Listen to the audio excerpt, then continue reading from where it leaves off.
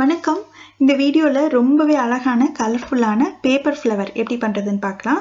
செய்யறது ரொம்ப ஈஸி. ஆனா பார்க்கிறதுக்கு ரொம்ப அழகா இருக்கும்.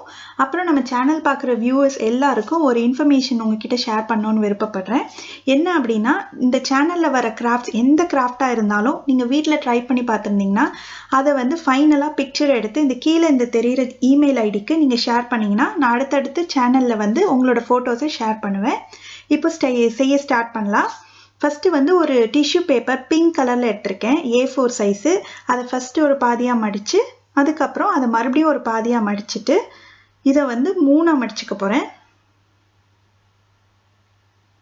நல்ல மெல்லிஸாக இருக்கிற எந்த பேப்பர்லனாலும் இதில் இந்த ஃப்ளவர் பண்ண முடியும். டிஷ்யூ பேப்பர்னால் இன்னும் ஈஸியாக இருக்கும்.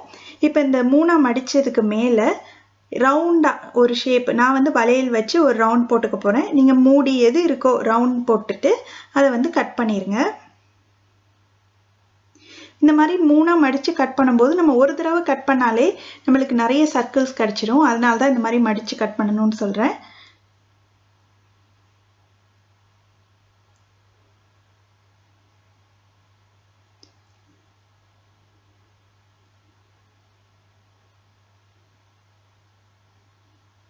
ஃபுல்லாக கட் பண்ணதுக்கு அப்புறமா நம்மளுக்கு நிறைய பேப்பர் சர்க்கிள்ஸ் இருக்கும்.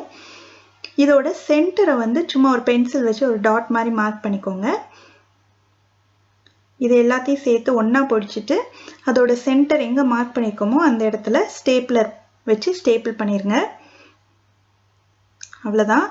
இதுக்கப்புறம் ஒவ்வொரு லேயராக எடுத்து இப்படி சென்டரில் கொண்டு இப்படி நல்லா ப்ரெஸ் பண்ணி விட்டுருங்க. அப்படியே ஒரு மாதிரி க்ரஷ் பண்ண மாதிரி ஒரு எஃபெக்ட் கொடுக்கணும். ஒவ்வொரு லேயராக எடுத்து இதே மாதிரி பண்ணணும். இப்படி பண்ண உங்களுக்கு அழகான ஒரு ஃப்ளவர் ஃபார்ம் ஆகிட்டே வர்றது உங்களுக்கே தெரியும். ஒவ்வொரு லேயராக பண்ணணும். 2-3 லேயர் சேர்த்து பண்ணிடாதீங்க. ஒவ்வொன்றா எடுத்து தனித்தனியாக இதே மாதிரி க்ரஷ் பண்ணிகிட்டே இருங்க.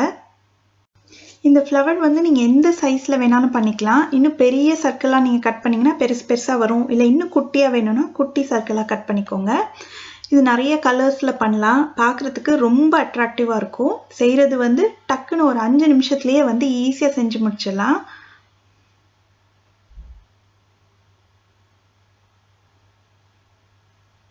ஸோ ஃபுல்லாக கடைசி வரைக்கும் இதே மாதிரி ஒவ்வொரு லேயராக எடுத்து நம்ம க்ரஷ் பண்ணணும்.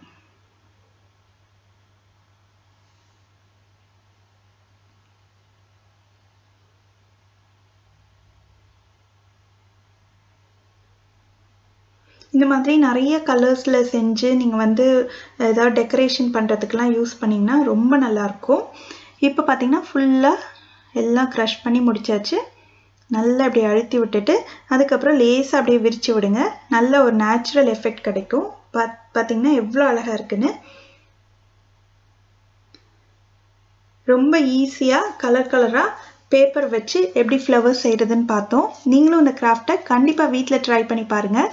ட்ரை பண்ணி பார்த்தீங்கன்னா மறக்காமல் ஃபோட்டோ அனுப்புங்க. ஃபோட்டோ அனுப்புகிற இமெயில் ஐடி கீழே டிஸ்கிரிப்ஷன்லேயும் கொடுத்துருக்கேன், நீங்கள் பார்த்துக்கோங்க. இதே மாதிரி நிறைய கிராஃப்ட் வீடியோஸ் பார்க்கணுன்னா இந்த சேனலுக்கு சப்ஸ்கிரைப் பண்ணி வச்சுக்கோங்க. தேங்க்யூ.